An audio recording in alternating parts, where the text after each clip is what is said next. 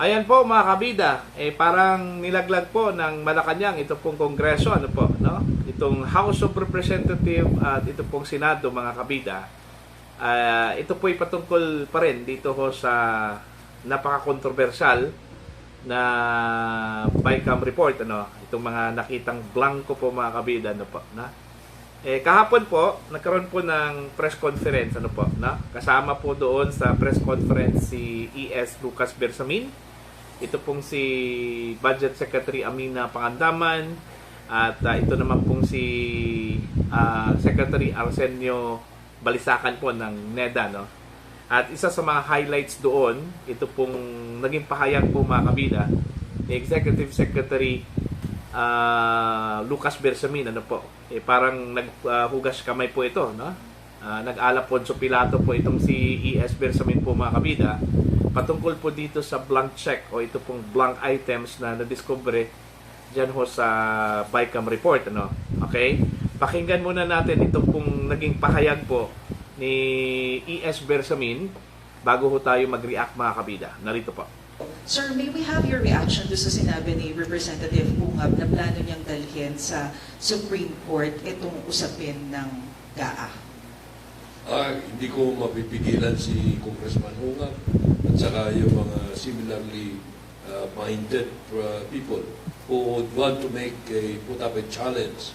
Ang problema natin dyan is hindi kami ang mananagot dyan kung meron mang pagkukulang sa bagay na yan dahil BICAM report yan.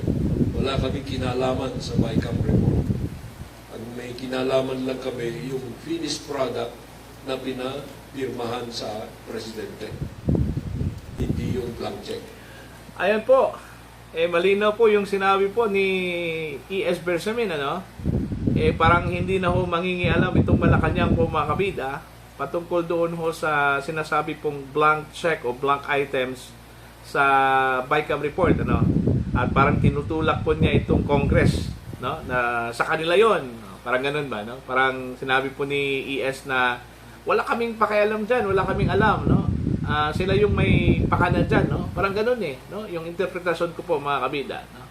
Bigla hong naghugas kamay. Ito pong si Executive Secretary Lucas Bersamin. Nung una, kung maalala ho ninyo, di ba? Parang sinabihan pa niya itong si dating Pangulong Rodrigo Roa Duterte mga kabida na fake news. Yung kanya pong expose, ano po, no? Ang sabi po niya, wala naman po talagang blanco doon ho sa GAA yung 2025 General Appropriations Act. Diba? Kaya tinawag po niyang fake news po itong si dating Pangulong Rodrigo Roa Duterte. Hindi naman po yung GAA po ang tinukoy po ni Digong, no?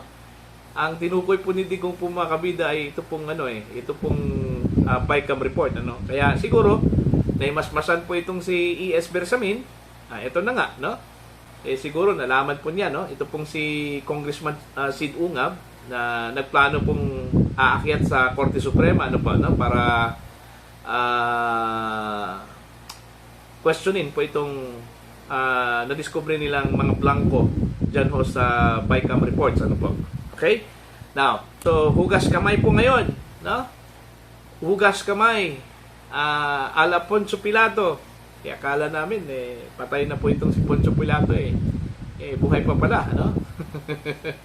So sana yung sinabi po ni E.S. Bersamin na fake news, nasaan na po?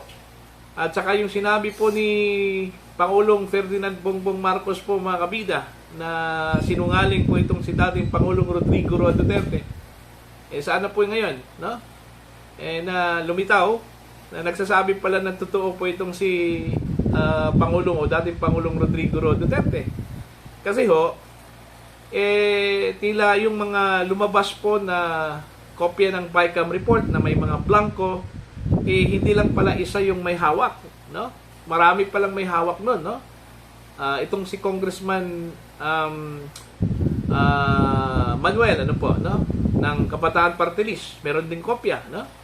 Si Senator Bato de la Rosa, meron din kopya, no? Ito pong si Senator Amy Marcos, nakita niya yung BICAM report. At doon po niya nakita na may mga blanco. Kaya natakot po siyang pumirma doon, ano? Yun yung sabi po ni Senator Ivy Marcos, natakot po siyang pumirma doon dahil ho sa mga nakita niyang blanco, mga kabida. Oh. So sino ngayon ang nagsasabi po ng totoo, no? Ito pong si Senator Joel Villanueva at Win Gatchalian. So, yun po. Siguro nahimasmasan po itong si E.S. Bersamin, no? Siguro may nakapagsabi po sa kanya na medyo semplang po tayo dito, E.S. ha? Hindi yung GAA po yung tinutukoy po ni dating Pangulong Rodrigo Duterte, kundi yung BICAM report. Ano?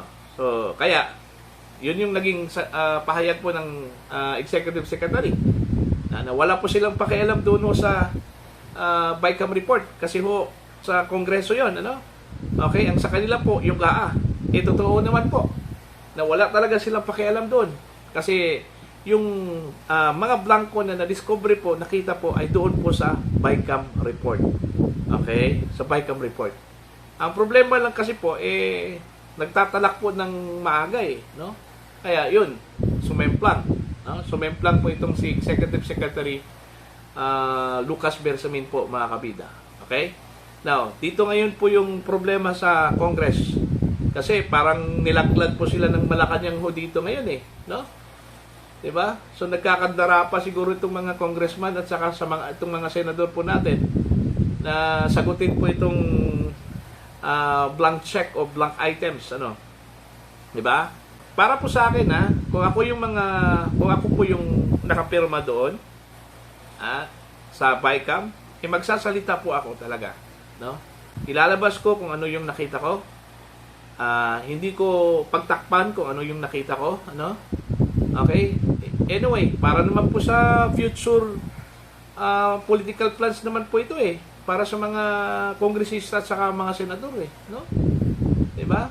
Mas maganda yung magsalita ka ng totoo.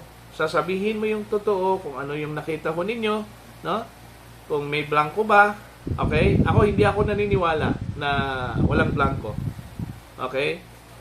Kahit nasabihin po nila Senador Joel Villanueva at Sherwin Gatchalian na wala po silang nakitang blanco doon. Pero sa dami ho ng mga mambabatas po natin na may hawak ng kopya ng BICAM report at nagsasabing may mga blanco, 'di ba?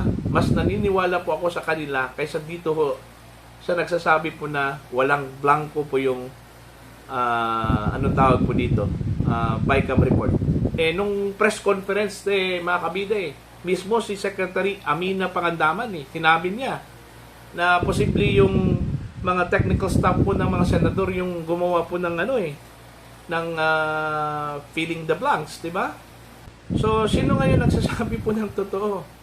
Kung iaakyat po ito mga kabida ni Congressman Sid Ungab sa Korte Suprema, is mas maganda yan, para magkaalaman na po mga kabida, no? Kung yung ginawa po na blanco yung ilang bahagi po ng BICAM reports, okay, mga kabida, ilang mga items doon sa BICAM reports after na ni-ratify ng Congress yung BICAM report, ito ba ay legal? Ito po ba ay allowed sa ating saligang batas?